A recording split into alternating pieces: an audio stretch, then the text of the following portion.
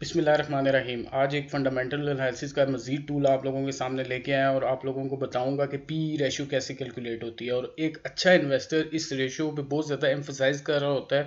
बहुत ही important ratio है। अच्छे अच्छे इन्वेस्टर जो दुनिया में अच्छे इन्वेस्टर हैं वो पी रेशो कंपनी की सेक्टर वाइज पी रेशो देखने के बाद ही इन्वेस्ट करते हैं। तो मैं यही चाहता हूँ कि आप लोगों ने अगर अच्छा इन्वेस्टर बनना है तो ये वीडियो एंड तक देखिए, पी रेशो को समझिए। अगर कोई चीज़ मेरे से स्किप हो जाती है, आप लोगों को समझ नहीं आती, कमेंट सेक्शन में आप लोग पूछ सकते हैं। तो कैलकुलेशन बताने से पहले, इसकी इंटरप्रिटेशन बताने से पहले यही रिक्वेस्ट होती है, अगर आप लोगों ने चैनल सब्सक्राइब नहीं किया तो काइंडली नीचे सब्सक्राइब का बटन है, उस पर क्लिक कीजिए, चैनल को सब्सक्राइब कीजिए, मुझे सपोर्ट कीजिए। अगर वीडियो अच्छी लगती है लाइक कीजिए और कमेंट सेक्शन में अपने व्यूज़ लाजमी दीजिए। तो पी रेशो की आप लोग देख सकते हैं, ये फार्मूला मैंने सिंपल सा फार्मूला है, अगर किसी को नहीं पता मैं बता देता हूँ। P E ratio is equal to market price per share, यानी कि शेयर की जो प्राइस ट्रेड हो रही है मार्केट में वो divided by earning per share. अब अर्निंग पर शेयर में लास्ट जो फंडामेंटल एनालिसिस का टूल डिस्कस किया था ईपीएस का, वो आप लोगों को मैं बता चुका हूँ कि ईपीएस कैसे फाइंड होता है। अगर किसी को नहीं पता तो मैं डिस्क्रिप्शन में लिंक शेयर कर दूंगा ईपीएस, वहाँ से जाके आप लोग देख सकते हैं कि ईपीएस कैसे फाइंड होता है। अब ईपीएस का भी फार्मूला लिखा हुआ है इसमें। सबसे पहले हम लोगों ने क्या करना है, ईपीएस फाइंड करना है। ईपीएस में मैं आप लोगों को डिटेल नहीं बताऊंगा क्योंकि लास्ट वीडियो में बता चुका हूँ। इसमें सिंपल वैल्यूज़ मैंने एक ये रखी है, अगर आप लोग नज़र आ रहा है तो मैंने प्रॉफिट आफ्टर टैक्स रखा है। एक कंपनी है, लेट्स सपोज आप लोग एक कंपनी ले लें, कंपनी ए है, उसका अगर प्रॉफिट आफ्टर टैक्स 1 लाख है और नंबर ऑफ शेयर उसके 10 लाख है, तो उनको सिंपल वैल्यूज आप लोगों ने पुट करनी है profit after tax divided by number of shares के साथ, तो आपके पास ईपीएस आ जाएगा। ये ईपीएस आप लोग देख सकते हैं 10 इसका ईपीएस आया हुआ है। अब हमारे पास ईपीएस आ गया इस फॉर्मूले में से, जो पी रेशो में हमने पुट करनी है वैल्यूज। ईपीएस हमारे पास आ गया मार्केट प्राइस पर शेयर। अब मार्केट प्राइस आप लोगों ने लेनी है जो ट्रेड कर रही होगी स्टॉक एक्सचेंज में या किसी भी स्टॉक एक्सचेंज में, या जो भी स्टॉक आप लोगों के पास है उसकी जो शेयर प्राइस होगी वो आप लोगों ने लेनी है। लेट्स सपोज कंपनी ए का शेयर प्राइस मैंने जो ब्लू में लाइन आप लोग देख रहे हैं 200 रुपीज़ है। तो अब वैल्यू हम लोग पुट करेंगे पी रेशो के लिए। अब 200 शेयर प्राइस है divided by 10 is equal to 20, हमारे पास पी रेशो आ गया। अब इसका मतलब क्या है, इसकी इंटरप्रिटेशन क्या है, ये आप लोगों के लिए बहुत ज़रूरी है समझना। फार्मूला आप लोगों को कोई भी बता देगा, आप लोग गूगल भी कर लेंगे, लेकिन इंटरप्रिटेशन आप लोगों के लिए समझना बहुत ज़रूरी है कि ये इसका मतलब क्या है 20 का। अब इसका मतलब ये है कि इन्वेस्टर जब 20 रुपये लगा रहा है, सिंपल वर्ड्स में मैं बताता हूँ कि 20 रुपये अगर कोई इन्वेस्टर लगा रहा है तो उसके इवज कंपनी 1 रुपया कमा रही है, यानी कि 20 रुपये इन्वेस्टर के लगे हैं, उस पैसा लगाने के इवज कंपनी ने 1 रुपया कमाया है। तो आप लोग देख सकते हैं यानी कि 20 टाइम्स ज़्यादा इन्वेस्ट किया है एज कंपेयर टू ईपीएस। तो अब मार्केट वैल्यू, अब इन्वेस्टर इसको किधर यूज़ कर रहा होता है, 2-3 इंटरप्रिटेशन मैं बताता हूँ ताकि आप लोगों की अंडरस्टैंडिंग हो जाए। तो मैं कोशिश करूँगा कि पी रेशो की मज़ीद कोई वीडियो बनाऊँ कि जिसमें आप लोगों को डिटेल से भी बताऊँ कि किस तरह से इसकी मज़ीद इंटरप्रिटेशन होगी। अभी आप लोगों के लिए समझना ज़रूरी है कि इसका मतलब क्या है। Market value of a company आप लोगों के सामने ये मैं हाईलाइट कर देता हूँ, जिसको मैंने येलो से हाईलाइट किया है। आप लोग देख सकते हैं ये जिसको मैं येलो से हाईलाइट कर रहा हूँ, market value of a company जो लिखा हुआ है। अब इसका ये इन्वेस्टर्स यूज करते हैं। अब लेट्स सपोज पीई किसी कंपनी की 20 है। अब जिस तरह से ये कंपनी ए, मैंने एक एग्जांपल जो आप लोगों को दिखा रहा हूँ, उसकी पीई रेशियो आई है 20 को अगर आप लोग उसके नंबर ऑफ शेयर्स के साथ मल्टीप्लाई करेंगे। अब मैंने 20 को मल्टीप्लाई किया 10,000 के साथ जो उसके नंबर ऑफ शेयर्स थे, तो market value of a company क्या आ जाएगी, 2 लाख। अब 2 लाख उस कंपनी की वर्थ है, उस कंपनी की वैल्यू है। ऑल दो दूसरे भी काफ़ी सारे ऐसे प्रोसीजर्स होते हैं जिससे एक अच्छा इन्वेस्टर वैल्यू कर रहा होता है कंपनी को, अपनी जो इन्वेस्टमेंट है उसको वैल्यू कर रहा होता है। अब कंपनी की वैल्यू क्या है, 2 लाख रुपए, उसने कंपनी की वैल्यू निकाल ली है। अब यहाँ पे एक चीज़ आप लोगों के लिए समझना ज़रूरी है। आप लोगों ने काफ़ी सारे स्टॉक ब्रोकर से सुना होगा या काफ़ी सारे जो स्टॉक से रिलेटेड लोग हैं उनसे आप लोगों ने सुना होगा कि जिस कंपनी की लोअर पीई होगी, यानी कि अब लेट्स सपोज ये 20 आई है हमारे पास, अगर इसी कंपनी की अगर पीई रेशो हमारे पास 10 आ जाती तो इसका मतलब ये था कि एक इन्वेस्टर 10 रुपये लगा रहा है तो वो 1 रुपया कमा रही है उसके इवज कंपनी। देखा जाए तो ये इसका यही मतलब बनता है कि अगर 10 पीई आती है तो वो ज़्यादा अच्छी है एज कम्पेयर टू 20 के, लेकिन ऐसा नहीं है।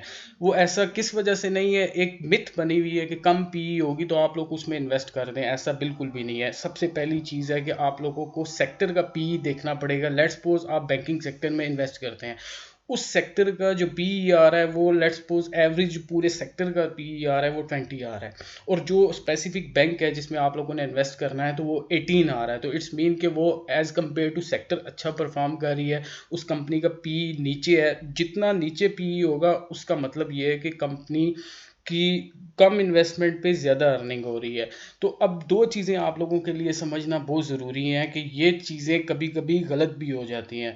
ये समझाना आप लोगों के लिए बहुत ज़रूरी है कि लोअर पीई हमेशा इसका ये मतलब नहीं होता कि किसी कंपनी की लोअर पीई है तो वो कंपनी ज़्यादा अच्छी होगी। ये नीचे दो लाइंस मैंने आप लोगों के लिए, मैं इसको कलर कर देता हूँ, ये जो येलो में मैं कलर कर रहा हूँ इनको, ये आप लोगों को मैं डिस्क्राइब करता हूँ कि इसका क्या मतलब है। अब लोअर पीई है वो might be due to bad news. अगर किसी कंपनी है, लेट्स सपोज कंपनी ए, जो मैं आप लोगों को एग्जांपल दे रहा हूँ, कंपनी ए है, उसकी उसके रिलेटेड अगर कोई बैड न्यूज़ आ गई है तो क्या होगा। बैड न्यूज़ आती है, आप लोगों को मैंने अंडरस्टैंडिंग दी हुई है पिछली वीडियोस में कि बैड न्यूज़ या सिस्टम का जो रिस्क है वो बहुत ज़्यादा अफेक्ट कर रहा होता है शेयर प्राइसेस को। तो शेयर प्राइस इमीडिएटली आप लोगों को अगर ये आ जाती है 100 पे, बैड न्यूज़ आई है, शेयर प्राइस आ गई है 100 पे, तो इसका क्या मतलब होगा। मैं आप लोगों को ये, अगर लेट्स सपोज ये 100 पे आ गई है शेयर प्राइस, तो यहाँ पे क्या आ जाएगा 100 डिवाइडेड बाई 10, 100 डिवाइडेड बाई 10 आएगा, तो ये पी आप लोगों के पास क्या आ जाएगी, इसकी 10 आ जाएगी। ये मैं आप लोगों को, ये 20 आई थी प्रीवियस में, मैं आप लोगों को अगर दिखाता हूँ बैड न्यूज़ आई है, शेयर प्राइस नीचे गिर गई है, 100 पे चली गई है, और उसकी वजह से अब उसकी पी 10 हो गई है। अब ऑल दो कि ये उसके स्टॉक की प्राइस उतनी ही है, 200 पे ही है उसकी शेयर प्राइस, लेकिन क्या हुआ है बैड न्यूज़ की वजह से उसकी एकदम से शेयर प्राइस गिरी है, जिसकी वजह से उसकी पी नीचे गिर गई है। पी नीचे गिरी है, इसका मतलब ये है कि कंपनी का जो स्टॉक है वो अंडर वैल्यू हुआ है, वो किसी टाइम भी ऊपर जा सकती है उसकी शेयर प्राइस।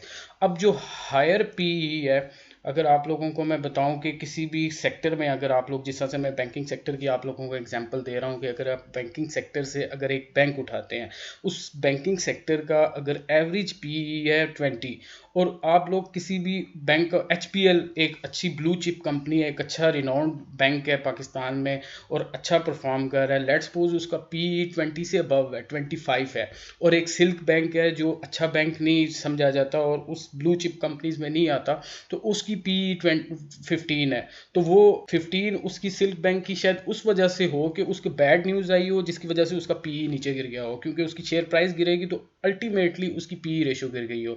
अब HPL की अगर आप लोग एग्जांपल लेंगे, HPL की अगर पीई सेक्टर के पीई से बहुत ज़्यादा है, 25 पे है, तो इसका ये मतलब नहीं है कि उस स्टॉक में आप लोग इन्वेस्ट नहीं करेंगे, क्योंकि ये होगा कि इन्वेस्टर का कॉन्फिडेंस HPL पे बहुत ज़्यादा है, जिसकी वजह से उसकी शेयर प्राइस इंक्रीज हो गई है। लेट्स सपोज अगर इन्वेस्टर का कॉन्फिडेंस HPL पे बढ़ना स्टार्ट हो जाता है, बहुत ज़्यादा बढ़ता है, 15 पे आज उसका शेयर प्राइस था लेट्स सपोज, तो वो बढ़ते बढ़ते बढ़ते बढ़ते शेयर प्राइस उसका अगर 25 पे चला जाता है, इन्वेस्टर कॉन्फिडेंस इतना ज़्यादा हो जाता है, अल्टीमेटली आप लोग देख सकते हैं कि अगर आप लोग उसमें पी रेशियो में वैल्यूज़ पुट करेंगे तो उसकी पी रेशियो ज़्यादा हो जाएगी।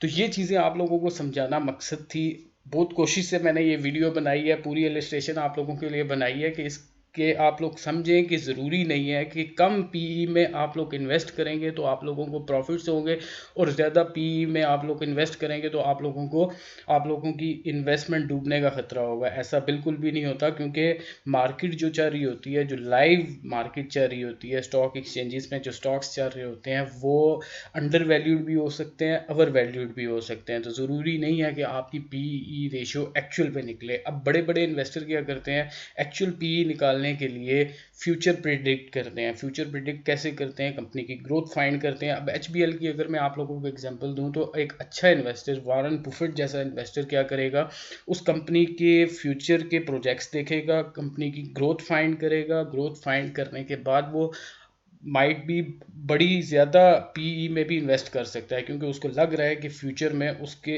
अभी जो शेयर प्राइस है वो अंडर वैल्यूड हुई हुई है, फ्यूचर में जब वो एक्चुअल वैल्यू पे आएगी तो उसको प्रॉफिट्स होंगे। तो लोअर पी जिस तरह आप सिल्क बैंक है, अब इसका मतलब ये नहीं है कि वो सिल्क बैंक अच्छा परफॉर्म कर रहा है पी रेशो के साथ। माइट भी ये हो सकता है फ्यूचर में सिल्क बैंक के ऐसे प्रोजेक्ट्स ना हो, उसकी एक्सपेंशन ना हो उस तरह की, और माइट भी आप लोग जो शेयर उसका ख़रीद लें लोअर पी देखने के बाद, तो आप लोगों को फ्यूचर में उससे लॉस भी हो सकता है, क्योंकि फ्यूचर में अगर कोई अच्छा इन्वेस्टर प्रिडिक्ट कर रहा है उसको कि उसके फ्यूचर के ऐसे प्रोजेक्ट्स नहीं है कि आप लोगों को डिविडेंड अच्छा देगी या उसकी शेयर प्राइस इंक्रीज होगी या उसमें इन्वेस्टर का कॉन्फिडेंस आएगा, तो आप लोगों को उसमें लॉस भी हो सकता है। तो ये अंडरस्टैंडिंग आप लोगों को देनी थी। अगर आप लोगों को वीडियो अच्छी लगी है तो ज़रूर मुझे कमेंट सेक्शन में बताइए, लाइक कीजिए मेरी वीडियो को। मैं ऑल्दो न्यू एक वीडियोस बना रहा हूँ आप लोगों के लिए, न्यू चैनल है, हमेशा यही रिक्वेस्ट होती है अगर आप लोगों को कोई भी चीज़ समझ नहीं आती, अगर मेरे से कोई चीज़ स्किप हो जाती है तो आप लोग ज़रूर कमेंट सेक्शन में पूछ सकते हैं। तो आज की वीडियो इतना ही, मिलते हैं नेक्स्ट वीडियो में। ये फंडामेंटल एनालिसिस का टूल बहुत इंपॉर्टेंट है, आप लोग समझें, समझने के बाद ही इन्वेस्ट कीजिए, ये सारी चीज़ें समझने के बाद ही इन्वेस्ट कीजिए। तो अभी तक इतना ही, अल्लाह हाफिज़।